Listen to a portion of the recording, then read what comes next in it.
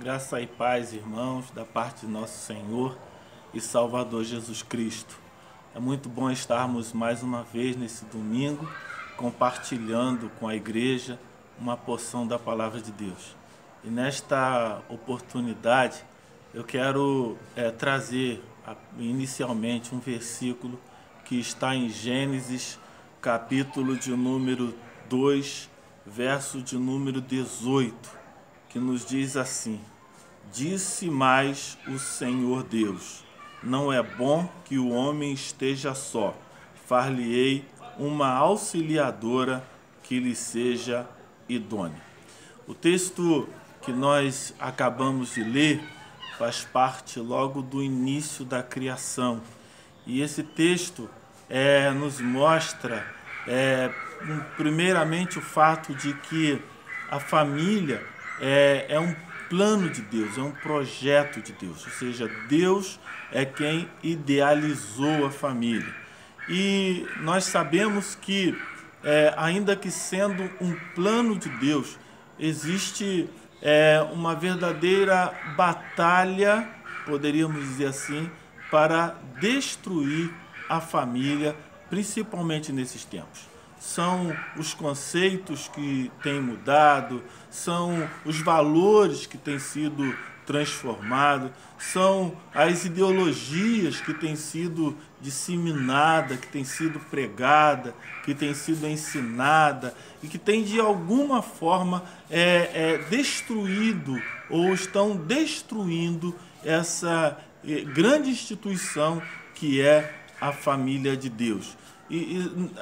Sem contar, é claro, que essa família já vem sendo destruída ao longo dos tempos por uma inversão de valores e, consequentemente, nós já vemos os resultados desta destruição, deste verdadeiro desmanche das famílias que vem já ocorrendo no decorrer dos anos, e isso com certeza reflete hoje na vida nossa, na vida daqueles que estão ao nosso redor e até mesmo influenciam grandemente nas leis, nos valores, enfim, na família, e cada vez mais nós vemos uma degradação dessa família.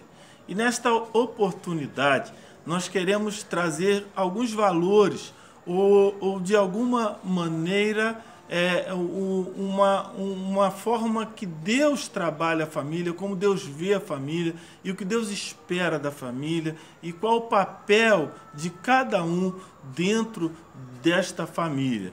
É importante que o texto, Deus tem uma percepção e Deus faz uma constatação. O texto anterior, o contexto anterior nos diz que Adão estava ali no jardim do Éden e ali ele estava dando nome a todos os animais. E ele não há alguém que seja semelhante, não há alguém que de alguma forma pareça, ou se pareça, ou que seja adequado. E aí Deus faz então essa constatação: não é bom que o homem esteja só, far-lhe-ei uma auxiliadora que lhe seja idônea. A primeira coisa que Deus destaca é que existe um homem e ele faz então uma mulher que é uma auxiliadora, e esta auxiliadora deveria ser idônea, deveria ser adequada, deveria ser apropriada, propícia, deveria ser alguém que pudesse completar esse homem, que se tornasse parte desse homem. No processo desta criação, nós já sabemos, onde Deus faz com que o homem durma, tira do seu lado uma costela, e desta costela Deus faz a mulher. Nós vamos encontrar, a partir daí, algo também muito significativo dentro deste projeto de Deus, deste plano de Deus para a família, que está ainda no capítulo de número 2 aqui de Gênesis, no verso de número 24, onde Deus diz: por isso deixa o homem pai e mãe e se une à sua mulher, tornando os dois uma só carne. Deus faz algo extraordinário. Deus faz algo inconcebível até mesmo para a razão humana, que é de dois transformar ou fazer apenas um. E Deus fala algo também significativo aqui: deixe o homem pai e mãe e se una à sua mulher e se tornem os dois uma só carne. Um dos problemas, uma das causas é que as famílias têm sido muito assoladas no decorrer do tempo tem sido este desligamento, ou a falta desse desligamento. Tem sido a maneira como os pais, como aqueles mais próximos acabam influenciando, acabam criando de alguma maneira interferência na relação marido e mulher, e aí, consequentemente, muitos casamentos, muitas famílias não sobreviveram e outras passam por graves dificuldades porque não houve este deixar. Não houve esta ruptura. Não é uma separação de amor, de carinho, não. Mas é de não deixar que estas pessoas, que estes pais ainda exerçam uma influência e que ditem as normas, e que ditem as práticas, e que ditem os costumes, ou aquilo que se pode ou não, aqui como e fazer ou não, enfim, e que de alguma maneira acabam influenciando e criando desgastes para estas famílias. Aí, quando nós nos reportamos para Efésios, capítulo de número 5, nós vamos pensar então em algumas coisas em que a palavra de Deus nos fala acerca do papel de cada um e da importância que cada um perceba o seu papel dentro da família, para que haja harmonia, para que haja proteção, para que haja um fortalecimento, para que os ataques que esta família tem sofrido, que a família vem sofrendo e cada vez mais tem sido intensificado, não permaneça, então, ou não prevaleça contra esta família. Aqui no capítulo de Éfeso, capítulo 5, verso de número 22, fala para as mulheres, de maneira especificamente as mulheres: vós, mulheres, sejam submissas ao seu próprio marido como ao Senhor.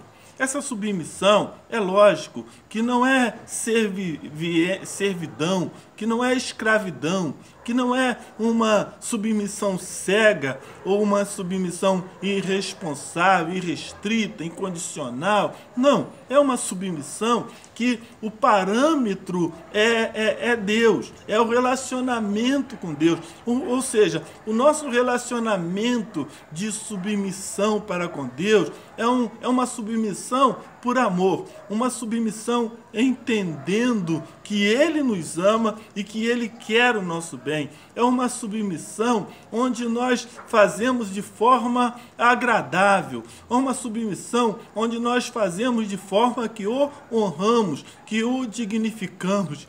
É uma submissão onde nós nos colocamos diante de Deus como sabendo quem Ele é e o quanto Ele é importante, o quanto Ele é valioso na nossa vida, o quanto a nossa vida está entranhada, está enlaçada, está relacionada a Ele. Então, o parâmetro de submissão aqui é o parâmetro de Deus, é como uma relação com Deus. A comparação que o apóstolo Paulo, escrevendo aos Efésios, faz acerca da mulher dentro do matrimônio, dentro do casamento, dentro da família, é exatamente essa comparação de uma relação com Deus, onde ele diz: vós, mulheres, sejam submissas a seu próprio marido como ao Senhor, ou da mesma forma que deve ser uma submissão ao Senhor. O texto fala também sobre os maridos. E no mesmo nível, ou no mesmo padrão de comparação. Quando o texto fala lá no verso de número 25, ainda deste capítulo, quando diz: maridos, amai vossas mulheres, como também Cristo amou a igreja e a si mesmo se entregou por ela. Então, o padrão, a comparação que o apóstolo Paulo fala acerca do amor que o marido deve ter para com sua esposa é no padrão, é no exemplo de Cristo Jesus.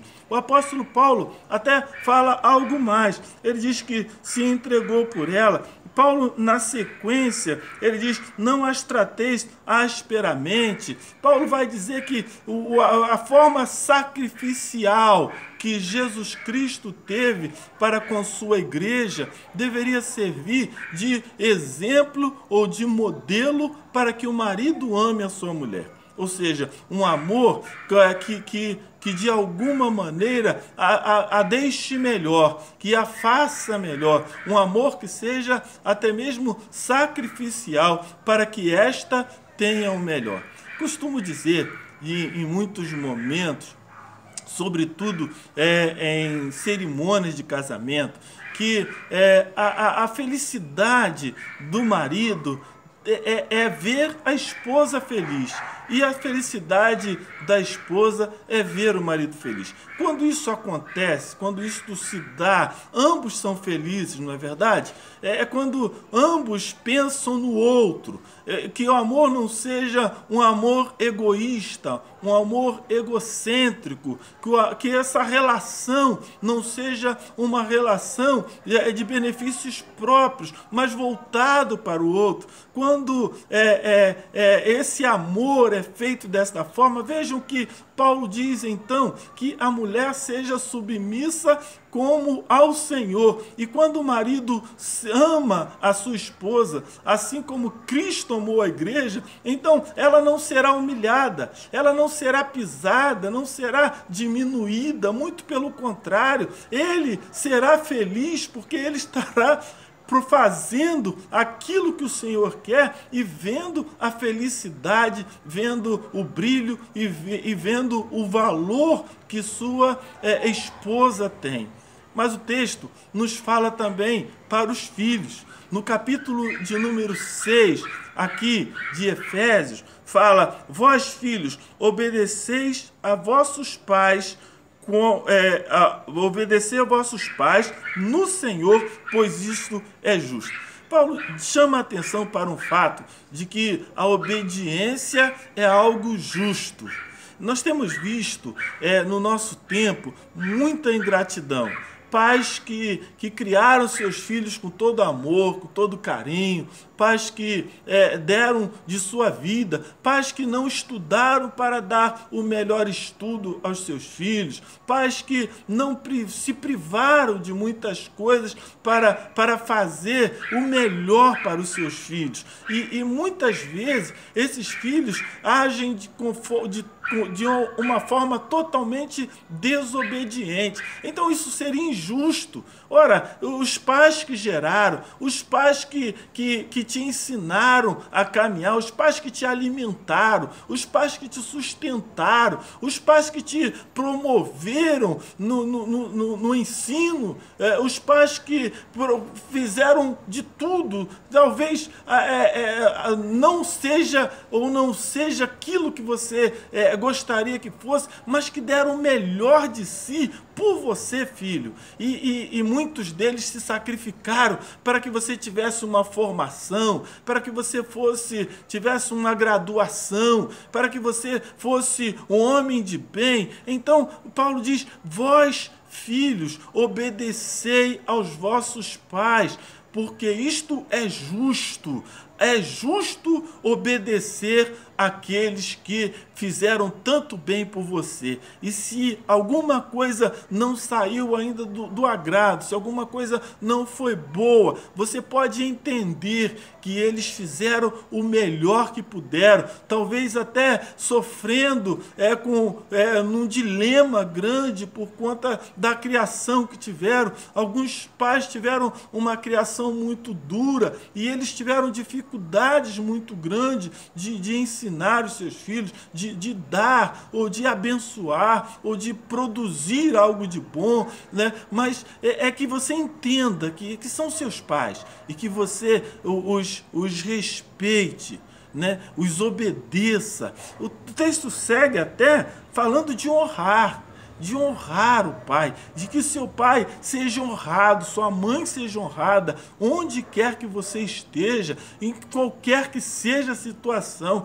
que eles sejam honrados, que eles sejam colocados no lugar de destaque na sua vida. É tão bom quando o filho diz: meu pai, ele não sabe ler, não sabe escrever, mas olha, meu pai me ensinou muito, meu pai não tem herança para me dar, meu pai não me deixou dinheiro, mas o amor que ele teve para comigo, o amor que a minha mãe teve para comigo, ou até mesmo que alguma vez houve um exagero no ensinar, né? De alguma forma, mas foi da forma como eles souberam, como eles aprenderam, e eles precisam serem respeitados, precisam serem honrados. Então o texto fala para filho: obedecei e honrai a vossos pais, inclusive falando que este é um mandamento com promessa.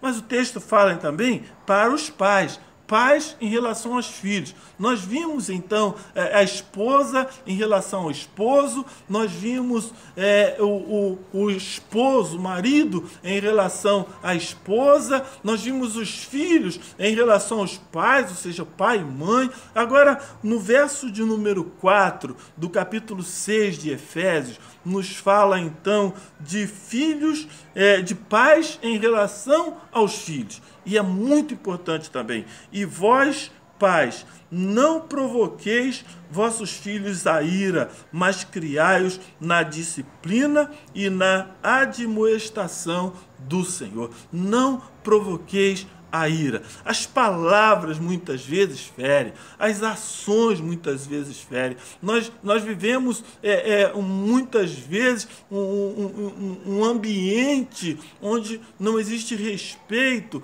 e isso machuca, isso causa dor, isso causa sentimentos ruins, isso causa revolta. Agora, o texto fala também de um outro extremo, nos chama a atenção para um outro extremo. Querem ver? Você que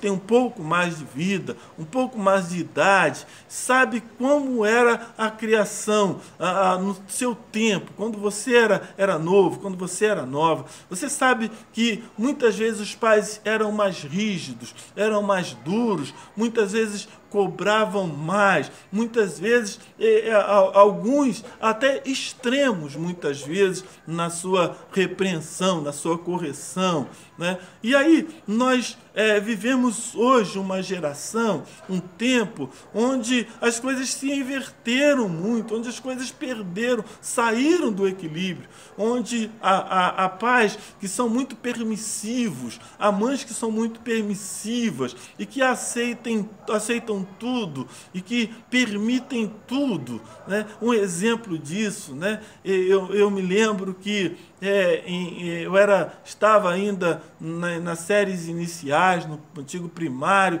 e uma vez um colega meu me deu uma borracha daquela colorida, que era azul e rosa, ou azul e vermelho, alguma coisa assim. A minha era toda branca. E quando eu cheguei, eu fiquei muito feliz com aquela borracha. Mas quando eu cheguei em casa, que minha mãe viu na hora do dever, minha mãe perguntou: onde você arrumou isso? Eu disse: mãe, foi um colega que me deu. Minha mãe, no dia seguinte, foi na escola para saber qual foi esse meu colega, se ele me deu mesmo.